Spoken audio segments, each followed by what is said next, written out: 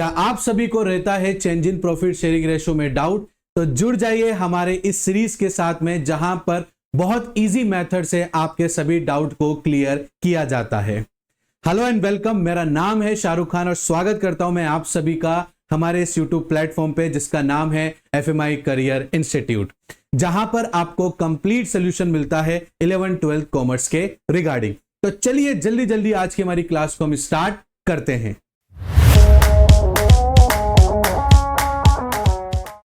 तो देखिए बच्चों, लास्ट जो हमारी क्लास थी उसके अंदर हमने प्रीवियस क्लास में हमारा दूसरा लेक्चर ये होने वाला है।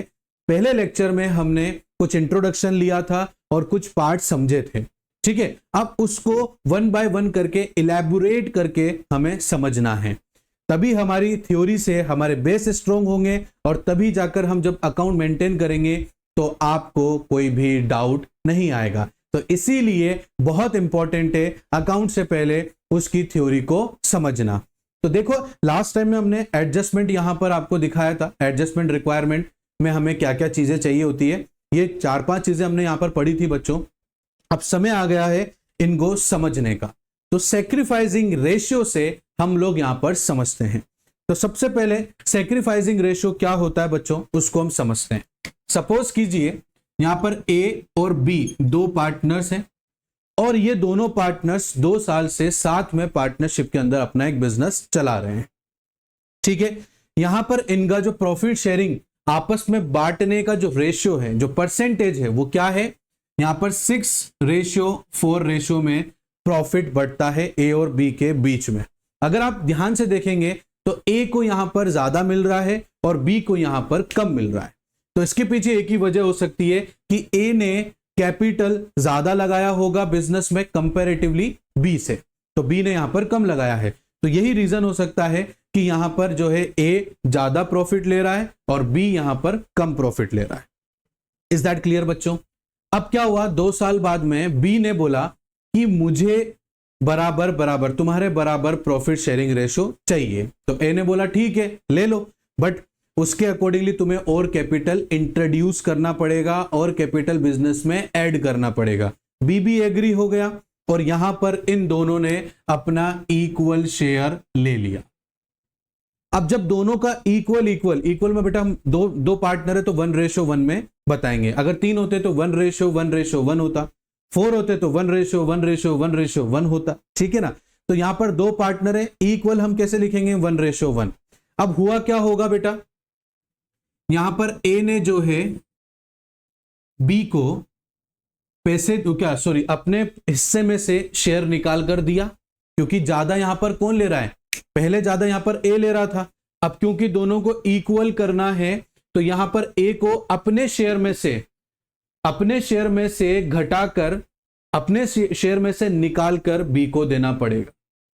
तो यहां पर किसका शेयर कम हो रहा है बेटा, ए का कम हो रहा है। ए का शेयर पहले ज्यादा था, अब क्योंकि बराबर कर रहे हैं तो उस वजह से ए को अपने शेयर में से कुछ शेयर किसको देना पड़ रहा है, बी को देना पड़ रहा है। किसको देना पड़ रहा है, बी को देना पड़ रहा है, जिस वजह से ए का शेयर कम हो रहा है। इसीलिए ए जो है उसे हम क्या कहेंगे, सैक्रिफाइसिंग पार्टनर कहेंगे बेटा। क्या कहेंगे उसको, सैक्रिफाइसिंग पार्टनर कहेंगे, क्योंकि इक्वल शेयर करने की वजह से ए को अपने शेयर में से कुछ हिस्सा निकालकर बी को देना है, ताकि तभी जाकर दोनों शेयर बराबर हो पाएंगे दोनों के। तो यहां पर ए को देना पड़ रहा है, ठीक है। और क्योंकि बी पहले कम लेता था तो अब यहां पर बराबर करने के लिए ए के द्वारा बी को मिलेगा, तो बी के पास में और शेयर बढ़ेंगे। यहां तो डिक्रीज हो रहा था, इसलिए सैक्रिफाइसिंग पार्टनर, और यहां पर ए बी को दे रहा है, ए बी को दे रहा है, तो जिस वजह से बी का शेयर बढ़ रहा है, इसीलिए बी जो है क्या कहलाएगा, गेनिंग पार्टनर कहलाएगा। क्या कहलाएगा बेटा, गेनिंग पार्टनर कहलाएगा। इज दैट क्लियर बच्चों? आ रही है बात समझ में आप लोगों को? क्या कहलाएगा, गेनिंग पार्टनर कहलाएगा। Is that clear? अब देखो रेशो कैसे कहेंगे, इन दोनों को मिलाएंगे तो क्या मिल रहा है, 10 हो रहा है बेटा, ठीक है ना। तो अब बराबर बराबर करना है, अब थोड़ी देर के लिए इसको भूल जाते हैं हम, ठीक है। बराबर बराबर करना है तो बराबर कैसे होगा, ए को अपने में से कितना शेयर निकालना पड़ेगा, 1 रुपया निकालना पड़ेगा। कितने रुपए निकालने पड़ेंगे, 1 रुपया निकालना पड़ेगा। तभी जाकर यहां पर जैसे ही ये 1 रुपया इसमें ऐड होगा तो ये 5 बन जाएगा, और इसमें से जैसे ही 1 लेस होगा तो ये 5 बन जाएगा। हो गया 10। कितना हो गया बेटा? 10।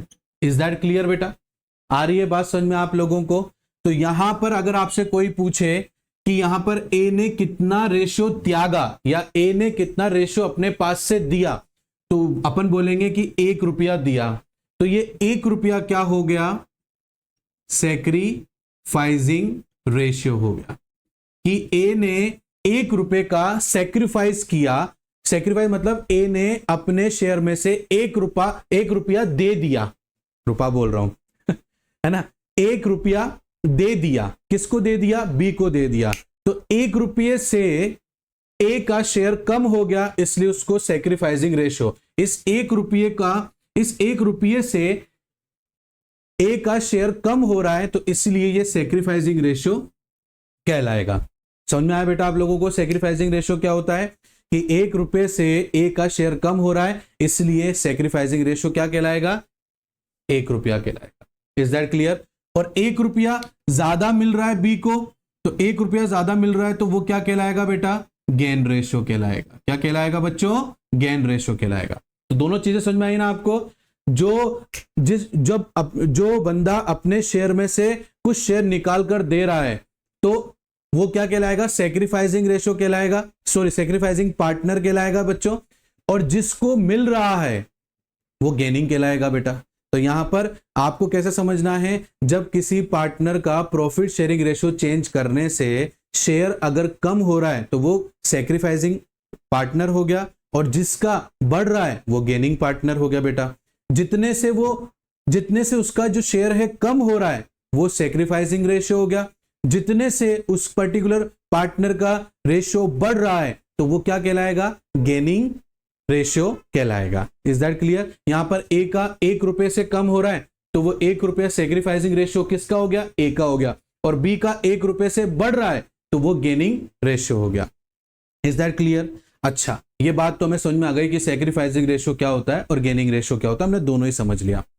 अब इनको निकालने का मकसद क्या है? सर हम क्यों सैक्रिफाइसिंग रेशियो कैलकुलेट करते हैं?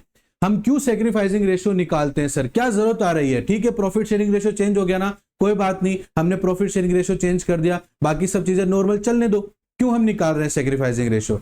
तो बच्चों सैक्रिफाइसिंग रेशियो इसलिए निकाला जा रहा है क्योंकि अभी 2 साल तक तो ए का पैसा बिजनेस में ज्यादा लगा हुआ था और बी का कम लगा हुआ था, जिसकी वजह से ए की कैपिटल का बिजनेस को ग्रो करने में कंट्रीब्यूशन ज्यादा है कंपैरेटिवली बी से। तो यहां पर जो कंट्रीब्यूशन ए का ज्यादा है तो उसको प्रॉफिट के अलावा कुछ और फायदा भी तो मिलना चाहिए, क्योंकि वो आपके चक्कर में अब क्या कर रहा है? क्योंकि जब बिजनेस को पैसे की ज्यादा जरूरत थी तो उसने जब ज्यादा पैसे लगाए, आपने कम लगाए, अब बिजनेस को यहां पर अच्छा प्रॉफिट मिल रहा है तो आप बराबर लेकर आना चाह रहे हो, तो कंट्रीब्यूशन तो ए का ज्यादा हुआ ना बेटा। तो जब कंट्रीब्यूशन ए का ज्यादा हुआ, अब आप प्रॉफिट शेयरिंग रेशियो बराबर कर रहे हो तो उसको कुछ कंपनसेशन तो मिलना चाहिए, उसको रिवॉर्ड तो मिलना चाहिए ना कि भाई मैंने इतने साल तक कैपिटल ज्यादा लगा के रखा, हालांकि प्रॉफिट भी लिया, बट मेरे को कुछ कंपनसेशन एक्स्ट्रा मिलना चाहिए ना। तो वो कंपनसेशन देने के लिए ही हम सैक्रिफाइसिंग रेशियो कैलकुलेट करते हैं बच्चों, कंपनसेशन देने के लिए। और कंपनसेशन हम किस में से देंगे? गुडविल में से देंगे। किस में से देंगे बच्चों? गुडविल में से देंगे। Is that clear? बात समझ में आ रही है आप लोगों को? तो इसीलिए सैक्रिफाइसिंग रेशियो कैलकुलेट किया जाता है ताकि सैक्रिफाइसिंग पार्टनर को कंपनशिएट किया जाए गेनिंग पार्टनर के द्वारा। और कैसे करेंगे? जितना वो सैक्रिफाइस कर रहा है उस रेशियो के अकॉर्डिंग उसको कंपनशिएट किया जाना चाहिए। इज दैट क्लियर बच्चों? मेरी बात अच्छे से समझ में आ रही है ना आप लोगों को? चलो, वेरी गुड, बहुत अच्छी बात है अगर आपको समझ में आया तो। एक क्वेश्चन सैक्रिफाइसिंग और गेनिंग रेशियो कैलकुलेट करने का हम देख लेते हैं, उसके बाद में फिर आगे हम और बढ़ेंगे। ठीक है, तो देखो बेटा, एक क्वेश्चन है यहां पर हमारे पास में, ये देखो आप यहां पर, ये जैसे ए और बी 2 पार्टनर्स हैं और उनका रेशियो क्या है बेटा? ए और बी का पहले रेशियो चलता है 2:1 चल रहा है। बीच में 1 अप्रैल 2019 में दोनों ने डिसाइड किया है कि वो अपना शेयर यहां पर 1:1 कर देंगे। क्या कर देंगे बच्चों? 1:1 कर देंगे। अब आपको यह पता लगाना है कि कौन सा पार्टनर गेन कर रहा है और कौन सा पार्टनर सेक्रीफाइस कर रहा है, और जो सेक्रीफाइस कर रहा है वो कितने से सेक्रीफाइस कर रहा है, और जो गेन कर रहा है वो कितने से गेन कर रहा है। Is that clear? पहली चीज तो ये। अब मैं एक चीज और आपको ऐड कर देता हूं समझाने के लिए। बेटा एक बात को ध्यान रखना, अगर आपसे पर्टिकुलर सेक्रीफाइस रेशियो पूछा जाए तो आपको हमेशा जो फॉर्मूला यूज करना है वो old ratio minus new ratio करना है। इज दैट क्लियर बच्चों? और अगर आपसे स्पेशली गेन रेशियो पूछा जाए कि सिर्फ हमें तो गेन रेशियो बताओ, आप गेन रेशियो कैलकुलेट करके बताओ, तो आपका जो फॉर्मूला है वो new ratio minus old ratio हो जाएगा बच्चों। Is that clear?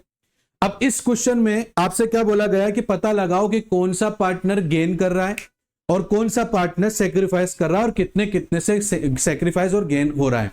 तो यहां पर कोई पर्टिकुलर ना तो आपसे सेक्रीफाइसिंग पूछा गया कैलकुलेट करने के लिए, ना ही गेन पूछा गया। तो इस केस में आप इन दोनों में से कोई सा भी फॉर्मूला लगा दो, कोई सा भी लगा दो आप, क्योंकि यहां पर आपको क्लियर करा ही नहीं है कि सेक्रीफाइसिंग सिर्फ सेक्रीफाइसिंग कैलकुलेट करना है कि गेनिंग करना है। हमें तो सिर्फ पता लगाना है कि कौन सेक्रीफाइस कर रहा है और कौन गेन कर रहा है।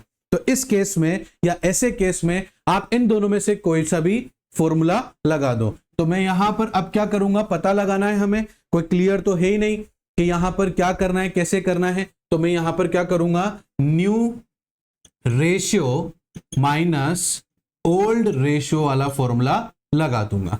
अब देखता हूं मैं ए क्या कर रहा है। ए का पहले वाला जो न्यू रेशियो वो कितना बेटा, ये क्योंकि ये तो ओल्ड हो गया क्योंकि पहले था बेटा, अभी हमने नया रेशियो लिया है, ये हमारा न्यू रेशियो हो गया बच्चों। अब न्यू रेशियो हमारा क्या है, 1/2 है, माइनस करेंगे 2/3 से, 2 + 1 3, 1 + 1 2, ठीक है बेटा। अब क्योंकि ए का ये वाला है तो ये ले लिया, ये 2 का ये ले लिया हमने। अब यहां पर आप 6 लेंगे बेटा, 3 × 2 = 6 हो गया। 2 की टेबल में 6 कितनी बार आता है बेटा, 3 बार। 3 को 1 से हमने मल्टीप्लाई करा, 3 × 1 = 3, माइनस कर देंगे। 3 की टेबल में ये कितनी बार आता है, 6 2 बार, और 2 को 2 से मल्टीप्लाई करेंगे, 2 × 2 = 4। अब देखो ध्यान से, ये न्यू रेशियो ये ओल्ड रेशियो। तो देखो पहले 4 रुपए मिलते थे ए को, और अब कितने मिल रहे हैं, 3 रुपए मिल रहे हैं। तो कम हो रहे हैं इसके, क्या हो रहा है, कम हो रहा है। मैंने क्या समझाया था आपको, जब किसी पार्टनर का प्रॉफिट शेयरिंग रेशियो चेंज करने पर अगर उसका शेयर कम हो रहा हो तो वही पार्टनर सेक्रीफाइसिंग पार्टनर है। तो देखो बेटा यहां पर ओल्ड रेशियो कितना है, 4, अब न्यू रेशियो कितना हो गया, 3। तो पहले 4 रुपए मिलते थे, अब 3 रुपए, तो कम हो गया बेटा। कितने से कम हुआ, 1/6 से। तो ये 1/6 क्या हो गया, सेक्रीफाइसिंग रेशियो हो गया। क्या हो गया बेटा, सेक्रीफाइसिंग रेशियो। अगर आपसे कोई पूछे कितने से कम हुआ, आपने बोला 1/6, तो यही सेक्रीफाइसिंग रेशियो है। और सेक्रीफाइसिंग पार्टनर कौन है, तो ए सेक्रीफाइसिंग पार्टनर है। Is that clear? पहली चीज आपको क्लियर हो गया होगा। दूसरा बी का देखते हैं। बी को अभी कितने मिल रहे हैं, 1/2। पहले कितना मिलता था, 1/3 मिलता था।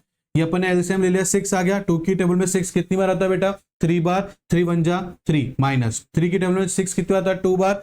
2 × 1 = 2। अब देखो बेटा ओल्ड रेशियो पहले कितना मिलता था, 2 रुपए मिलता था। अभी नए रेशियो में कितना मिल रहा है, 3 रुपए, मतलब इंक्रीज हो गया। और मैंने क्या कहा, जब प्रॉफिट शेयरिंग रेशियो चेंज करने पर अगर किसी पार्टनर का शेयर इंक्रीज होता है तो वही पार्टनर गेनिंग है। तो यहां पर देखो 2 रुपए का 3 रुपए हो गया, मतलब बी कौन हो गया, गेनिंग पार्टनर हो गया। और कितने से गेन किया, क्या गेनिंग रेशियो है, तो 3 - 2 मतलब 1/6। तो ये गेन रेशियो हो गया। इज दैट क्लियर बच्चों?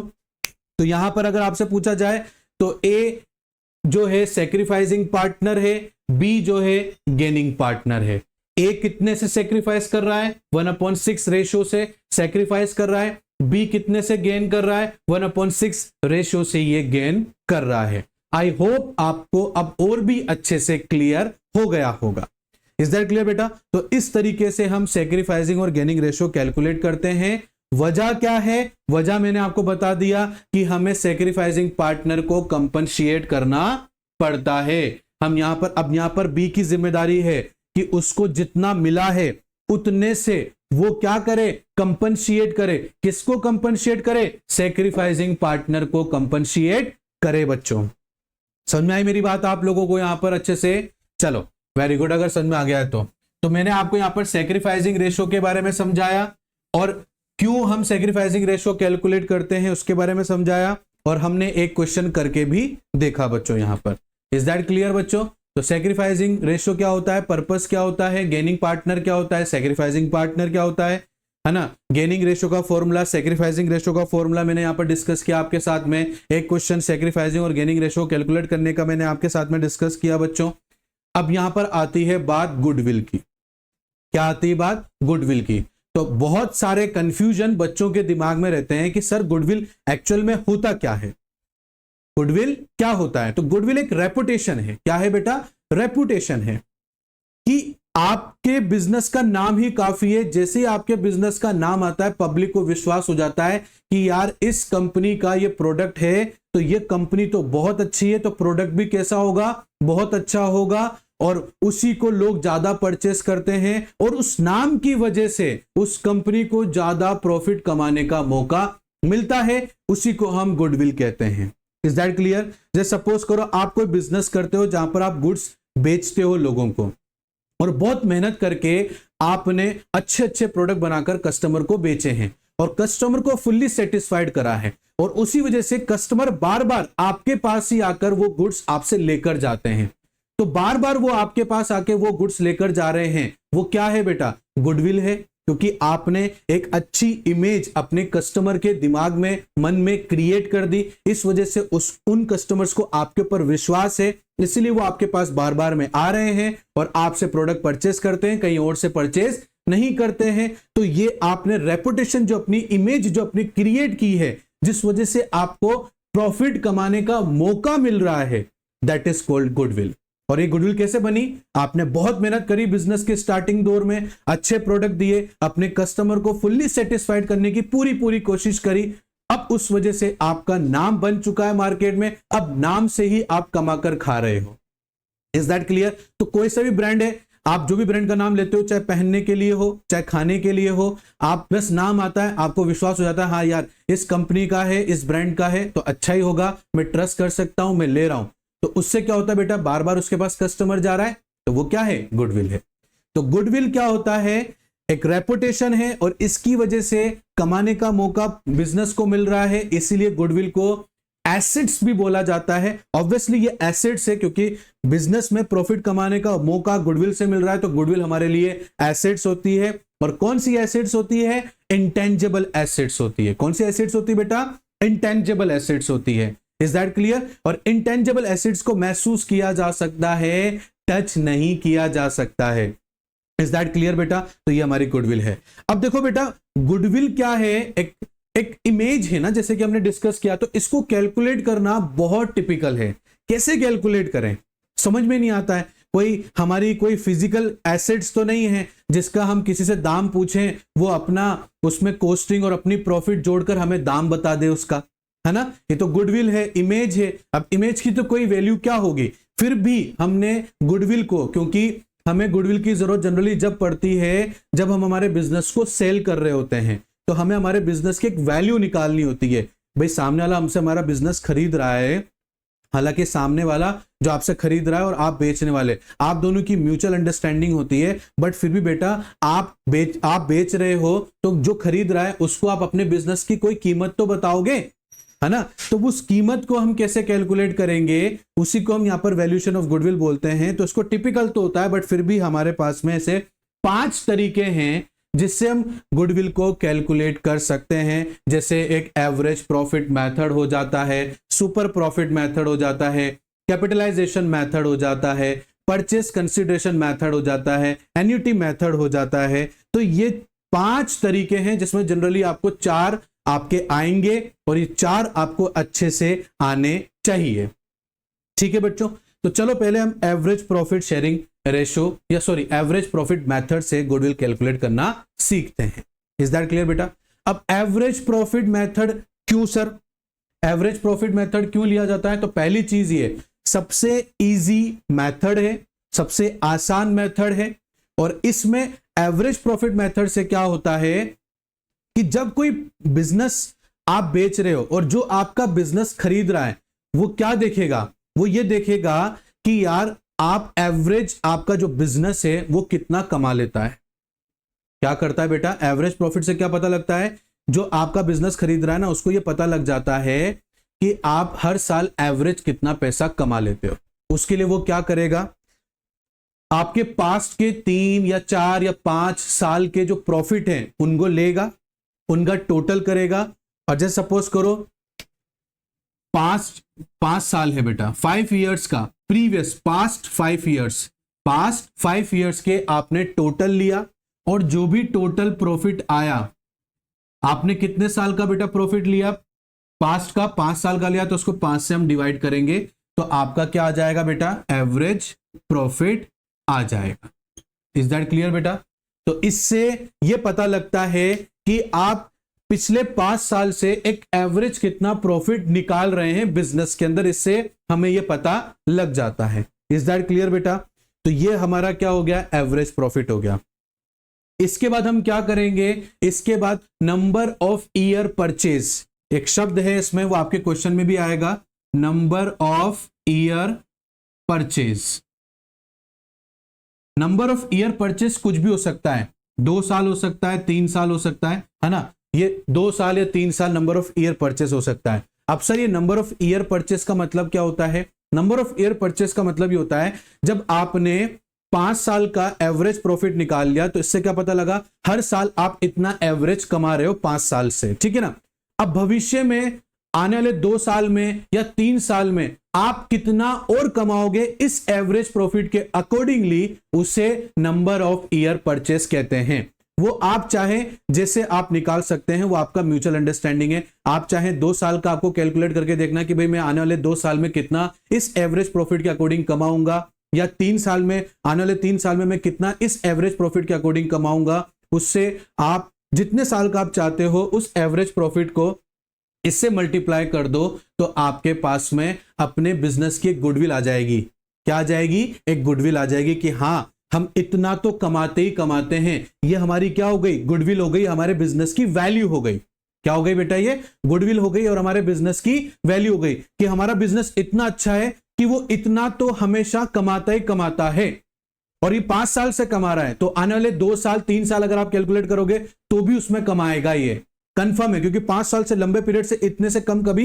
गया ही नहीं हमारा बिजनेस। तो आने वाले 2 साल में भी, 3 साल में भी ऐसा एस्टिमेट कर सकते हैं कि इससे कम नहीं जाएगा। तो ये आपके बिजनेस की क्या आ गई, वैल्यूएशन आ गई, और वैल्यूएशन ऑफ गुडविल यही कहलाएगा आपका। क्या कहलाएगा बेटा? यही आपका वैल्यूएशन ऑफ गुडविल कहलाएगा। इज दैट क्लियर बच्चों? बात समझ में आ रही है आप लोगों को? चलो वेरी गुड, अगर अच्छी बात है, अगर आपको समझ में आ रहा है तो चलो बेटा। अब इसमें मैं एक चीज और आपके ऐड कर देता हूं। आपने कई बार एबनॉर्मल लॉस, एबनॉर्मल प्रॉफिट सुना होगा। Is that clear? Abnormal loss और प्रॉफिट आपने सुना होगा। अब कई बार कहते हैं, क्योंकि बेटा आप 5 साल, पिछले 5 साल का एवरेज प्रॉफिट निकालने जा रहे हो, तो उन 5 साल के अंदर हो सकता है कोई एबनॉर्मल लॉस हो गया हो आपको, या एबनॉर्मल प्रॉफिट हो गया हो आपको, तो वो हम एड लेस करते हैं। तो इसमें एक चीज हमेशा याद रखना, अगर एबनॉर्मल लॉस है तो आपको प्रॉफिट में ऐड कर देना है। जिस साल वो एबनॉर्मल लॉस हुआ है, उसी साल के प्रॉफिट में उस एबनॉर्मल लॉस को आप ऐड कर देना। और अगर जिस साल में आपको एबनॉर्मल प्रॉफिट हुआ है, तो उसको उस साल में आप लेस कर दोगे। Is that clear? क्योंकि हम हमेशा नॉर्मल प्रॉफिट लेकर चलते हैं, एबनॉर्मल प्रॉफिट लेकर नहीं चलते हैं। अभी डिटेल में इसके बारे में बात करेंगे, पहले आप एबनॉर्मल लॉस और प्रॉफिट के बारे में समझ लो। देखो बेटा, कोई बिजनेस आप करते हो तो एक नॉर्मल लॉस चलता ही रहता है। सपोज करो आप पानी का टंकी का बिजनेस करते हो, आप लोगों के घरों में पानी सप्लाई करते हो, जो बड़े बड़े ट्रैक्टरों के बीच पीछे जो टंकी लगी हुई रहती है ना पानी की, जिससे पानी सप्लाई करने का काम होता है बेटा, वो आप करते हो। तो आपका करीबन मान लो 1000 लीटर की आपकी जो है टंकी है ना, जो आपने पीछे गाड़ी के लगा रखी है, उससे आप सप्लाई करते हो। तो आप ये मान के चलते हो कि 1000 रुपए का जो लीटर पानी आपका जा रहा है, उसमें से क्या है, थोड़ा बहुत ढुल जाता है। आपने देखा होगा गाड़ियों में से ढुलता रहता है, फिर हम नल चालू करते हैं, बंद करते हैं, उससे भी हमारा पानी कम होता है। तो ये आपका एक नॉर्मल लॉस है कि 50 लीटर जो पानी है वो लॉस हो जाता है। 50 लीटर पानी आपका नुकसान देता ही देता है। 1000 में से 50 लीटर तो आपका जो है इस तरीके से वेस्ट हो जाता है, तो ये क्या हो गया बेटा, नॉर्मल लॉस हो गया बेटा। ये एनएल मतलब नॉर्मल लॉस हो गया। बट सपोज करो आपने पानी की टंकी मंगाई और उसमें एक बहुत बड़ा छेद था, जिस वजह से आपका करीबन 200 लीटर पानी वेस्ट हो गया। यह हमेशा नहीं होता है, हमेशा नहीं होता, कभी कभार कोई गलती से एक बड़ा छेद रह गया टंकी के अंदर, जिस वजह से आपका 200 लीटर पानी वेस्ट हो गया। इसे हम बोलेंगे एबनॉर्मल लॉस। क्या बोलेंगे बच्चों हम इसको, एबनॉर्मल लॉस, जो कभी कभार होता है और अचानक से हो जाता है नुकसान, आपको पता ही नहीं है। आपको तो ये पता है कि हाँ भाई 50 लीटर कम आ जाएगा, और क्या है 1000 लीटर में पानी मंगा रहा हूं, तो उसमें से रास्ते में गाड़ी चलती हुई आएगी तो पानी ढोल भी देगी, हम नल चालू करते हैं बंद करते हैं, तो ऐसी क्रिया में करीबन 50 लीटर आप एक नॉर्मल लॉस लेकर चलते हो, तो नॉर्मल लॉस है। बट टंकी में छेद हो गया जिस वजह से 200 लीटर पानी वेस्ट हो गया, तो ये तो अचानक से एक घटना हुई जिसके बारे में मुझे पता ही नहीं था, ऐसा भी हो सकता था, तो वो एबनॉर्मल लॉस हो गया। Is that clear? और एबनॉर्मल लॉस बेटा हुआ तो इस लॉस की पूर्ति आप कहां से करोगे, अपने बिजनेस के अपने प्रॉफिट में से ही करोगे ना बेटा। तो इसलिए एबनॉर्मल लॉस को प्लस कर दिया जाता है आपके प्रॉफिट में, क्योंकि इस लॉस को रिकवर कहां से करोगे, आपके पास में इनकम ऑफ सोर्स क्या है, प्रॉफिट ही तो है, उससे कवर करोगे इस लॉस को, इसलिए हम उसमें इसको ऐड कर देते हैं। इज दैट क्लियर बच्चों? अब आते हैं एबनॉर्मल गेन या एबनॉर्मल प्रॉफिट। ठीक है, अब एबनॉर्मल गेन भी ऐसा ही है कि आपका एक नॉर्मल प्रॉफिट चल रहा है, ठीक है ना, एक नॉर्मल प्रॉफिट चल रहा है। जैसे सपोज करो आप 1000 रुपए का किसी एक पर्टिकुलर प्लेस तक जाने का एक नॉर्मल टिकट लोगों को बेचते हो, जिसमें आपको जो फायदा होता है वो 300 रुपए का फायदा होता है। एक टिकट पर कितने का फायदा हो रहा है बेटा, 300 रुपए का फायदा हो रहा है। Is that clear? अब जिस जगह आप जिस जगह जो है 1000 रुपए, जिस जगह पर्टिकुलर जगह जाने के लिए आप 1000 रुपए ले रहे हो, सपोज करो वहां पर स्टूडेंट्स का क्या आ गया, सेंटर आ गया, जिस वजह से डिमांड बढ़ गई, उस एरिया पे उस जगह जाने के लिए डिमांड बढ़ गई, तो टिकट भी आपने क्या कर दिए, फायदा उठाया आपने, उस 2-4 दिन का आपने क्या करा, फायदा उठाया। आपने वही टिकट 1000 पे आप 300 रुपए कमा रहे थे, अब आप वही टिकट जो है 1500 रुपए में बेच रहे हो बेटा। कितने बेच रहे हो बेटा, 1500 रुपए में बेच रहे हो। तो अब आपका यहां पर क्या हो गया, यहां पर आप ज्यादा प्रॉफिट कमा पा रहे हो, या आप हमेशा नहीं कमाते हो, वो तो क्या हो गया, जिस जगह के आप 1000 रुपए ले रहे हो उस जगह पर सेंटर आ गया किसी स्टूडेंट का, और लाखों में स्टूडेंट्स वहां पर पेपर देने अपने जा रहे हैं, इसका फायदा आपने उठाया और टिकट 1000 से 1500 रुपए कर दिया अचानक से। आपको कभी पता नहीं था, आपको एक नॉर्मल प्रॉफिट मिल रहा था कि मुझे उस पर्टिकुलर जगह पर लोगों को भेजने से 300 रुपए मेरे पास में बचते हैं। कितने रुपए बचते हैं बेटा, 300 रुपए मेरे आराम से वहां पर बचते हैं। बट अचानक से वहां पर सेंटर आ गया, उस जगह जाने की डिमांड बढ़ गई, तो आपने टिकट का, क्योंकि आपने बिजनेस का फायदा उठाया कि चलो क्यों ना फायदा उठाया जाए, तो आपने 1000 का टिकट 1500 रुपए का कर दिया, तो ये अचानक से हुआ बेटा, तो ये आपका क्या हो गया, एबनॉर्मल गेन हो गया बेटा। क्या हो गया, ये एबनॉर्मल गेन या एबनॉर्मल प्रॉफिट हो गया। तो मैंने क्या कहा बेटा, प्रॉफिट के अंदर हम सिर्फ और सिर्फ नॉर्मल प्रॉफिट ऐड करते हैं, एबनॉर्मल तो कभी कभार होता है, हमेशा थोड़ी हो रहा है। मैं हमेशा थोड़ी 1500 रुपए में टिकट बेच रहा हूं, वो तो एकदम से डिमांड आ गई तो मैंने 1500 कर दिया मौके का फायदा उठा के, हमेशा थोड़ी हो रहा है। तो नॉर्मल प्रॉफिट ऐड किया जाता है, एबनॉर्मल प्रॉफिट ऐड नहीं किया जाता है, क्योंकि वो हमेशा नहीं होता है, कभी कभार और अचानक से हो जाता है। इसलिए आपसे कहा जाता है कि प्रॉफिट में एबनॉर्मल गेन लेस करो और एबनॉर्मल लॉस ऐड कर दो। इज दैट क्लियर बच्चों? अब आई आपको मेरी बात समझ में?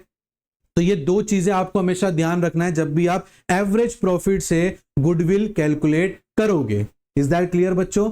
चलो अब देखो एक बात और सुनो, अगर आपने कोई फर्दर अपने बिजनेस के अलावा कोई फर्दर इन्वेस्टमेंट कर रखा है और उस इन्वेस्टमेंट से आपको कोई प्रॉफिट होता है, तो वो प्रॉफिट भी बिजनेस का पार्ट नहीं है, क्योंकि आपने कोई फर्दर इन्वेस्टमेंट किया है, उससे आपको प्रॉफिट हुआ है, तो उस प्रॉफिट को कभी भी अपने बिजनेस के प्रॉफिट में ऐड मत करना, क्योंकि वो आपके बिजनेस का प्रॉफिट नहीं है। हमें यहां पर सिर्फ और सिर्फ अपने बिजनेस का प्रॉफिट लेना है और उसी से ही गुडविल कैलकुलेट करना है। तो कोई भी इन्वेस्टमेंट से अगर आपकी इनकम हो रही है, तो उस इनकम को अपने फर्म के प्रॉफिट में ऐड नहीं करते हैं। इन 3 बातों का बच्चों आपको बहुत ही ध्यान रखना है। इज दैट क्लियर बच्चों? आई बात आपको मेरी समझ में? ये देखो मैं आपको गुडविल के बारे में बता देता हूं, ये देखो आप यहां पर, ठीक है। तो ये आपको बात समझ में आई बेटा हमारी? तो ये आपका गुडविल मैंने आपको यहां पर बताया। आई होप आपको गुडविल के बारे में, सैक्रिफाइसिंग रेशो के बारे में सारे डाउट्स अच्छे से क्लियर हो गए होंगे। अब आप चाहें तो यहां पर देख के पढ़ो। देखो गुडविल मींस क्या होता है? The reputation earn by a firm through the hard work. Hard work करोगे तभी आपका मार्केट में नाम बनेगा और उसी नाम से आप कमाओगे। देखो लिख भी रखा है, if a firm render goods और services to the customers who feel satisfied will come again and again and the firm will be able to earn more profit in future। तो इसी वजह से आपने गुडविल आपकी क्रिएट हुई और इसी वजह से कस्टमर आपके पास बार बार आ रहा है। इज दैट क्लियर बेटा? हमने यहां पर एवरेज प्रॉफिट मेथड लिया था, उसका हमने आपको फॉर्मूला बताया बेटा। वैल्यू ऑफ गुडविल कैसे निकालोगे? एवरेज प्रॉफिट फाइंड आउट करो और क्वेश्चन में ही गिवन रहेगा कितने नंबर ऑफ ईयर परचेज रहेंगे। 2 रहता है तो एवरेज प्रॉफिट को 2 से मल्टीप्लाई कर दो, 3 रहता है तो 3 से मल्टीप्लाई कर दो आप यहां पर। इज दैट क्लियर और नोट बेटा? आई बात समझ में आप लोगों को? चलो अब हम एक क्वेश्चन देख लेते हैं। यहां पर हमारे पास में एक गुडविल कैलकुलेट करना है एवरेज प्रॉफिट मेथड से, तो इसको भी अच्छे से क्लियर कर लेते हैं। तो यहां पर हमारे 3 पार्टनर है, सौरभ, मोहित और निखिल। इन तीनों ने मिलाकर बिजनेस में कितना पैसा लगा रखा है? 10 लाख रुपए लगा रखा है। इनके पास में लास्ट 3 ईयर का प्रॉफिट है 2013-14 का 40,000 रुपए है, 14-15 का 46,000 है, 15-16 में इनका 52,000 रुपीज है। There was an abnormal loss. बात समझ में आई ना? क्या करना है? समझ में आ गया होगा, पढ़ते ही समझ में आ गया हमें, मतलब आपके जो डाउट है वो क्लियर हो गए हैं। 3,000 रुपए हैं, वो भी कब हुआ आपको लॉस? 14 और 15 में हुआ। आपको गुडविल कैलकुलेट करनी। देखो goodwill of the firm was to be value 2 year purchase. 2 year purchase के अकॉर्डिंगली आपको गुडविल कैलकुलेट करना है। आप of the average profit of the last 3 year, आपके पास में 3 ईयर्स का प्रॉफिट दे रखा है, उसका एवरेज निकालेंगे और कैलकुलेट करेंगे goodwill of the firm. Is that clear बेटा? तो मैं यहां पर टोटल प्रॉफिट करने जा रहा हूं। क्या करने जा रहा हूं बेटा? टोटल प्रॉफिट करने जा रहा हूं। Is that clear? मेरे पास में 2013 और 14 का प्रॉफिट गिवन है बेटा, और वो कितना गिवन है? 40,000 रुपीज गिवन है। कितना गिवन है बच्चों? 40,000 रुपीज गिवन है। Is that clear? उसके बाद में मेरे पास में 2014 से 15 का भी मेरे पास प्रॉफिट गिवन है, और साथ ही साथ में 2014-15 में मुझे नुकसान भी हुआ है, एक एबनॉर्मल लॉस हुआ है 3,000 रुपए का, जिसको मैं क्या करूंगा? ऐड कर दूंगा। तो मेरा क्या है बेटा? जो प्रॉफिट है वो 46,000 रुपीज 2014-15 में हुआ है, 46, और 3,000 का एबनॉर्मल लॉस है। क्या है बेटा? Abnormal loss. ये देखो यहां मैं लिख देता हूं, एबनॉर्मल लॉस हुआ है।